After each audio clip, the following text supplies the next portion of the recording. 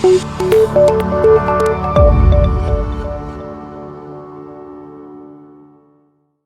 a business, you might be thinking about what you're going to do one day when you go to sell your business. This is Brian Stevens with BuyBizUSA and the Legacy Venture Group. You can reach out to us at our website and find our information at BuyBizUSA.com. This is Hooked, how a 50-year-old fishing tackle company hooked a great price for their company. Business owners come to us when they start to think, hey, can I sell my business? What kind of price should I use? And can I defend that to the prospective buyers and to the banks? Can I keep it a secret? I don't want my employees to know, customers, and certainly not my competitors. And exactly how does this process work? So we're going to go over an example of a company that came to us some time back and share with you what they've recently done and how that ended in good news for them just recently. Now, one of the first things we did when we met about a year before they actually listed with us. Sometimes maybe about 35% of the companies that we meet with want to go back and do some things to add value or make it more sellable, since so many businesses that go on the market actually end up not selling, and it's important for us. But we're also concerned about what's important to the seller. This is one of our quick sheets, our seller's priority checklist, and we know that money's important, and not only how much you get, but how much you get to keep. But these guys wanted to make sure that their legacy had a good future going forward after they sold, and they wanted their employees to keep working. They love their employees. Some of them have been there for 20, 30 years or so, and they also want their customers to be happy and satisfied and on the same side. So we spend a lot of time getting to know what the needs, the wants, and desires of the business owners as they think through the process. It's not just about the sale, but the legacy transition as well. We also sat back and went through going through all the financials. We look at the last 3 to 5 years plus the current year to date, and we help determine a market value. Where does this business seem to line up with the marketplace based on what other people have done, what's going on in the market currently?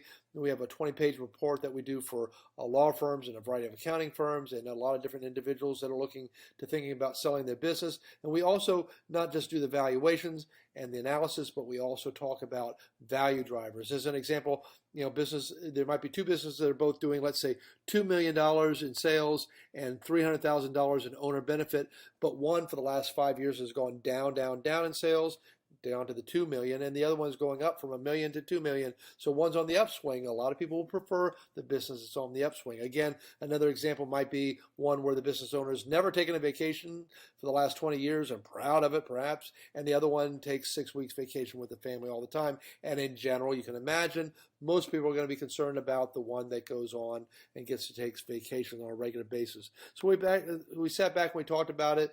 We realized that maybe they could clear up the books and records a little bit. They were putting money in this category and that category to minimize taxes and to do the right thing and buy a certain amount of inventory and stock up when they had a good year. And we thought maybe they go back and clarify the books and make them really easy so anybody looking at the business could say, aha, that's how well it's doing. And they also had some people that were a management team that they wanted to fully put in place. There were the people that had been there for a while and really knew the back of the house or the ordering system or online sales, etc. And then they had just dabbled in online sales, but they realized if they embrace that, they might increase revenues. If they increase revenues, they might increase profit. If they increase profit, they might get more for their business, which they worked on. So they worked on for about a year, and they reached out to us. So I always tell people, if you're using us, that would be great, but engage somebody that's really passionate. I mean, somebody that really loves what they're doing in our industry and that has experience. And we invest in continually learning and continually sharing information. Every year I'm spending thousands of dollars. I spend,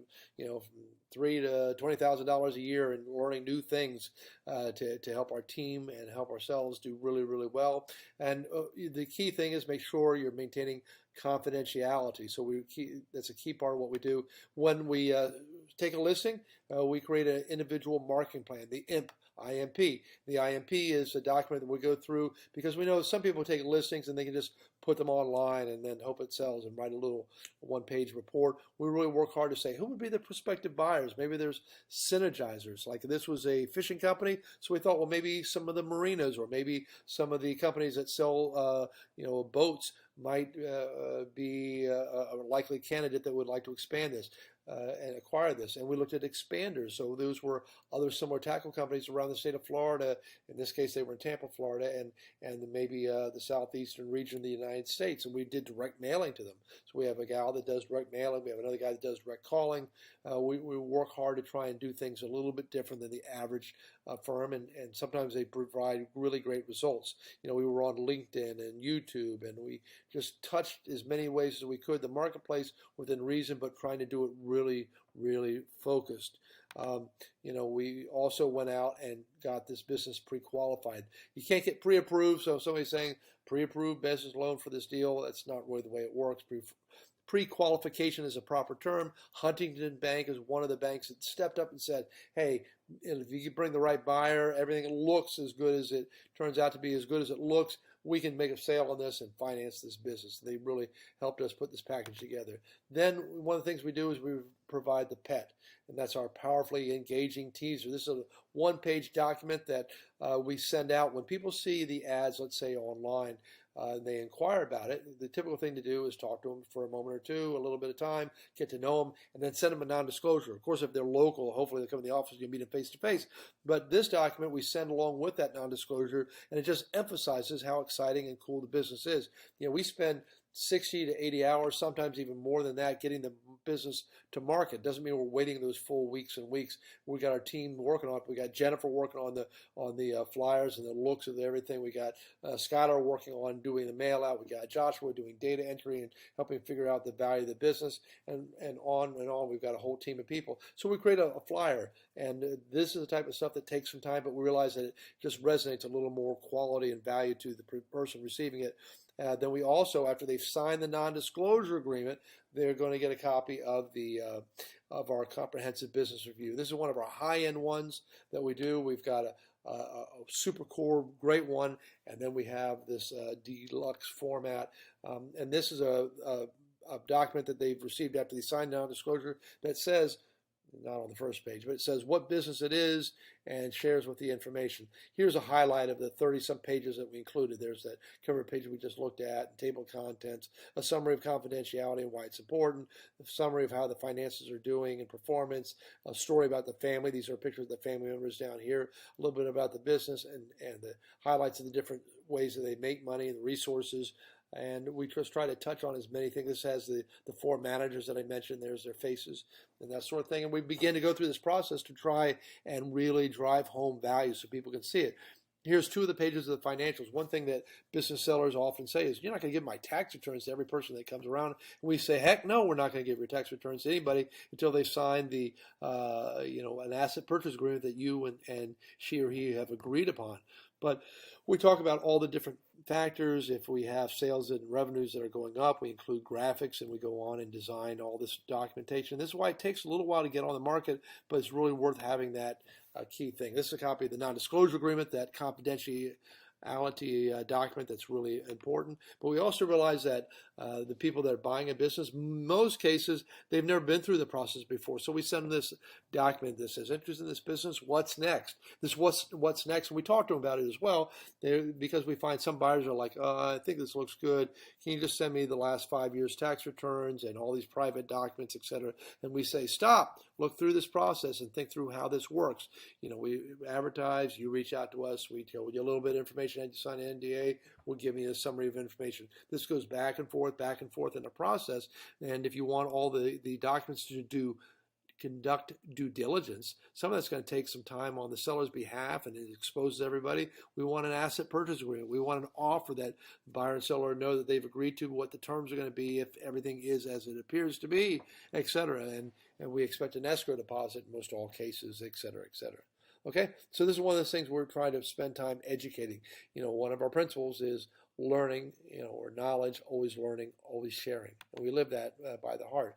We're connected to the world. Nobody has a larger network of people helping to sell their businesses. We're part of the Business Brokers of Florida. That's about 1,100 members that might have the right buyer for your business to run to it before we do. There's another 2,000 in the International Business Brokers Association, IBBA. M&A Source has hundreds and hundreds more. We figure there's at least a couple more thousand. We also reach out to a wide swath of attorneys, immigration specialists, accountants, etc., and on, so we can find more people that might know people who want to buy a business. We have a database of 20,000. Not all of them are going to receive that, but if it makes sense, we're going to send it out to as many possible people as possible. We send out, in this case, hundreds of direct mail pieces to expanders and synergizers, different companies that might want to expand their footprint or add something new that fits into what they're already doing. We even networked with a lot of real estate agents, and we, in that case, we're doing a referral, and we will talk to their sellers or their buyers rather, and have them sign non-disclosure agreements and take that into consideration, because sometimes real estate agents really aren't set up to be doing confidential business sales, but we still work with them if they have a license that's required in the state that we're working with. We cautiously approached some of the sellers to selected direct competitors. This was an idea that the seller had, and we were able to reach out to them without raising suspicion. They signed non-disclosures, etc. But that was important that we worked as an intermediary between the seller and the prospective other direct competitors. So, we searched around the world. We received multiple offers in the first 6 months. Sometimes that happens a lot more. Sometimes that doesn't happen at all. But we try our best to get as much attention as we can for the business. And the business ended up selling. We got an offer for close to the asking price. The parties were on both sides of the equation. We're very, very happy, the sellers and the buyers. We engaged a list of attorneys and lenders, investment advisors, accountants, etc. This particular business sold with real estate, so land was involved. So there were actually 2 different loans. You can do it a lot of different ways, but they got a SBA 7A loan, which usually secures a business lending, and a 504, which is about the real estate. Again, there's all kinds of different methodologies for financing a business, but those are 2 of the major ones out there. They help these 2 brothers pass on the legacy that they wanted to carry on, and we're doing exactly what they wanted to do, and I think they're happy. I think the new owners are happy, starting off happy, and had a lot of vision. We found an enthusiastic, driven, knowledgeable buyer, and we're able to navigate this process in spite of COVID-19. It was a crazy time frame, the beginning of this 2021 year when this is being recorded. And we love it when we get to have this slide in our portfolio. Just sold, and here's the details of the business, where it is located, etc. And we are delighted. So the last thing is that this is us. This is Legacy Venture Group and BuyBizUSA. We want you to get the best price for your business, and we'll be glad to reach out to you. You can reach out to us at 833-289-2491. That's the 833-BUYBIZUSA. You can email us at biz@BuyBizUSA, but you can also keep it real simple and just text the word BuyBizUSA to the numbers 22828. Well, thank you very much. This is Brian Stevens. Reach out to us, BuyBizUSA. Take care. Make great things happen and live your dreams. Bye-bye.